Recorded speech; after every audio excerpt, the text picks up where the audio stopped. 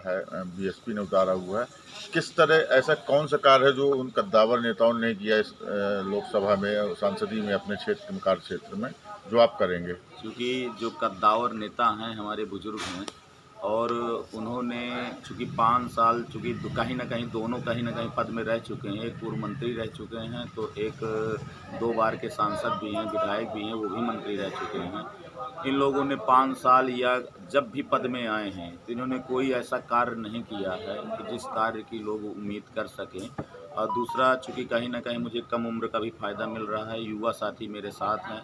मैंने जितने भी जो भी कार्य किए हैं अच्छे किए हैं और क्षेत्र में भी मैं जिला पंचायत सदस्य रहने के बाद भी या पिताजी भी विधायक रहे हमारे, हम लोग सुख दुख में हर लोगों के पास पहुंचते रहे। आप सब लोगों को मालूम है कि पिताजी को हमारे फर्जी मुकदमे में फंसाया गया था। इसके बाद उनकी तबीयत अस्वस्थ हुई, किडनी ट्रांसप्लांट हुई, उनकी मम्मी की किडनी लगी। इसके बावजूद भी हम लोग उनको बचा नहीं सके। 2021 में उनका स्वर्गवास हो गया। आज पिताजी की उपस्थिति नहीं है, फिर चूँकि जितने भी हमारे जो कार्यकर्ता हैं, शुभचिंतक साथी हैं, वो पिता तुल्य हैं। सब लोग मेरी मदद कर रहे हैं। आप सबका आशीर्वाद मुझे मिल रहा है। आपकी पार्टी जो है प्रदेश में नहीं है और उसके बाद आपने जो घोषणा पत्र दिया है उसमें तो बड़ा जटिल विषयों पर आपने घोषणा पत्र अपना जारी किया है। उसको कैसे आप उसको क्रियान्वयन करेंगे? देखिए, पार्टी आगे क्या होता है वो एक अलग चीज़ है। चूँकि अभी चुनाव 2024 का हो रहा है, पे कार्य करने की क्षमता भी होनी चाहिए। अगर हम सत्ता भी है, 5 साल सत्ता के ही तो सांसद रहे। बताइए क्या कार्य किए हैं पूरे लोकसभा में?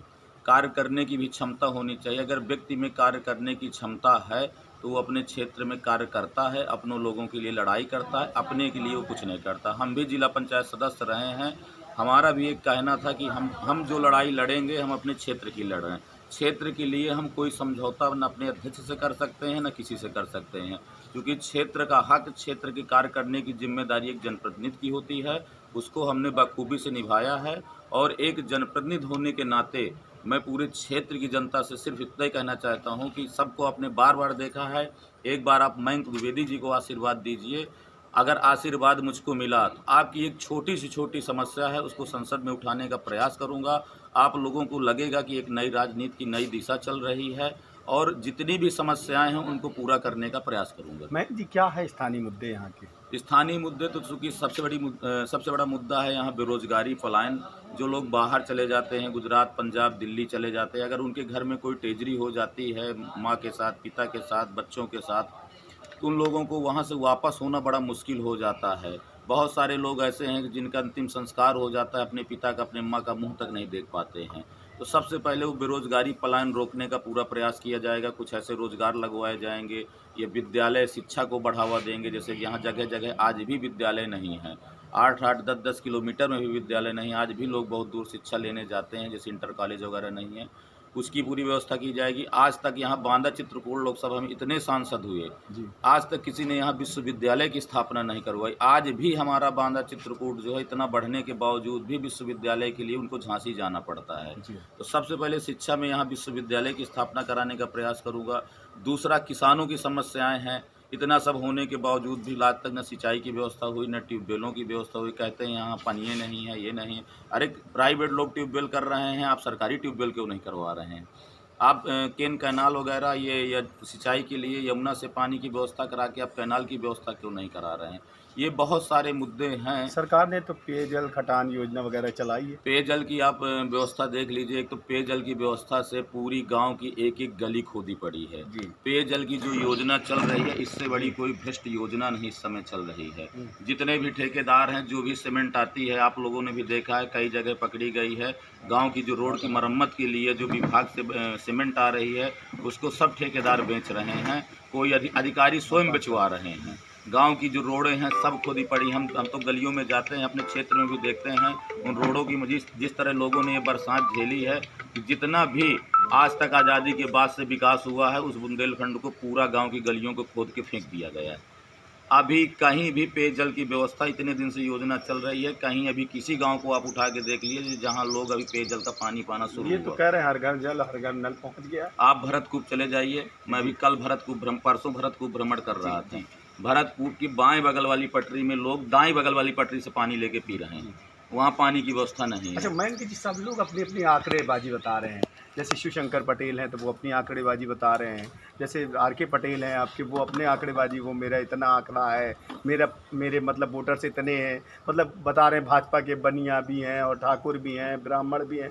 तो आपके क्या हैं? मतलब सब लोग अपने अपने बांटे पड़े हैं वो लोग, तो आपके कितने हैं और आपके क्या देखिए, हैं? मुझे तो लगता है मेरे सब अपने हैं, चूंकि सत्ता उनकी है। हाँ। तो उनको ग्राम प्रधानों के पास गए, भैया तुम्हारे गांव से कितना वोट है? तो ग्राम प्रधान ने चुपचाप कान पे कह दिया कि मेरे गांव में 1500 वोट पड़ने हैं, 1000 आपके हैं जो है। अच्छा, तो सब लोग अपने अपने वोट जोड़े हैं, किसी के पास कोई वोट नहीं वैसे होता है। ब्राह्मण कितना है, यादव कितना है, देखिए, ये वर्मा आपका चूंकि बीएसपी का वोटर कितना है? बीएसपी से मैं हूँ, समीकरण हमको नहीं जोड़ना है, हमको सर्व समाज का वोट मिल रहा है। बिल्कुल बिल्कुल बिल्कुल। जितना लोग इनसे आक्रोशित हैं, जी जी जितना लोग मौजूदा सांसद से आक्रोशित हैं, कहीं न कहीं इस बार बांदा चित्रकूट लोकसभा की जनता परिवर्तन चाहती है और कैंडिडेट का चुनाव करना चाहती है। कैंडिडेट के चुनाव में कहीं न कहीं जनता ने मुझे स्वीकार किया है, मुझे आशीर्वाद दिया है। युवा चाहे जिस दल का हो, ये लोग चाहे जिसको जोड़ रहे हों, जी जी सब मेरे साथ हैं। जी सबका सहयोग मेरे साथ है।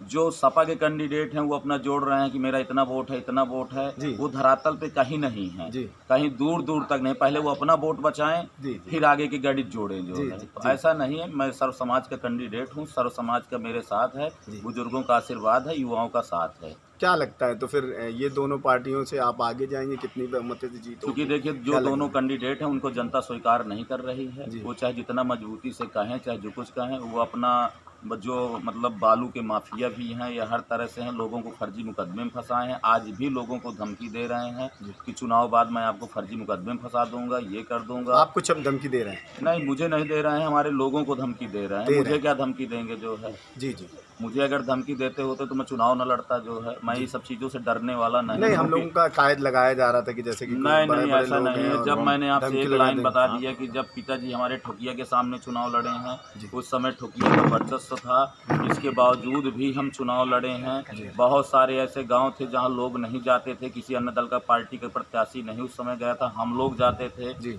एक बार जब पापा विधायक हो गए थे तो आप लोगों को मालूम है जी जी कि उस समय एक रोड थी, ठोकिया कह रहा था इस रोड को नहीं बनने दूंगा। कह रहा था। हम लोग स्वयं उस रोड को जाके 150, 200, 400 आदमी बैठ के उस रोड को बनवाए थे। तो इन सब चीज़ों से हम डरने वाले नहीं हैं। जी रही बात, चूंकि आप देख ही रहे हैं, बहुत सारे पत्रकारों को, युवा साथियों को पिछले 5 साल में फर्जी मुकदमों में फंसाया गया जी है। जी बहुत सारे लोगों को फर्जी मुकदमे में फंसाया गया है।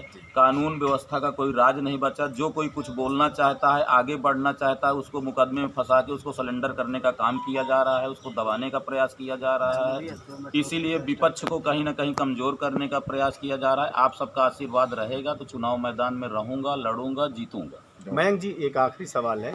कारोबार की बात कर रहे हैं लोग बात, तो आपका क्या कारोबार है, कैसे आपका काम हम चल रहा है? देखिए, काम जो मेरा है वो सब एक व्यावसायिक कार्य है, मेरा कोई ऐसा कार्य नहीं है। हाँ, आज तक काहे के मैंने व्यवसायी हैं आप? आज तक मैंने कोई अवैध खनन नहीं किया, आज तक मैंने कहीं एक ट्राली बालू नहीं की, ना आज तक मेरा कोई बालू का पट्टा रहा है, ना मैं किसी खदान में पार्टनर रहा हूँ। पिताजी भी हमारे विधायक रहे हैं 5 साल, सत्ता के विधायक थे।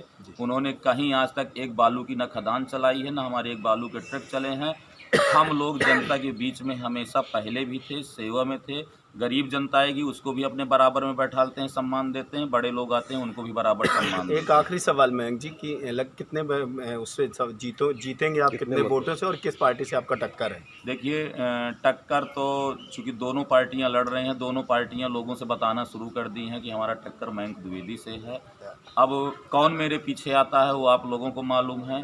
और दोनों अपने अपने अपने समीकरण बैठाल रहे हैं। एक तो अस्वस्थ ही रहते हैं जो है अपना, तो वो लड़ रहे हैं, और एक जो है क्योंकि वो पैसे के दम पे लड़ना चाहते हैं, जो मौजूदा सांसद हैं वो अपनी पूरी ताकत लगा रहे हैं। आगे जो समीकरण आएगा, क्योंकि लगभग अभी 12 दिन का चुनाव शेष है, 10-12 दिन का समय बचा हुआ है। आप सब लोगों का आशीर्वाद रहेगा, क्योंकि जनता का आशीर्वाद मेरे साथ है, मैं चुनाव जीतूँगा। Thank you.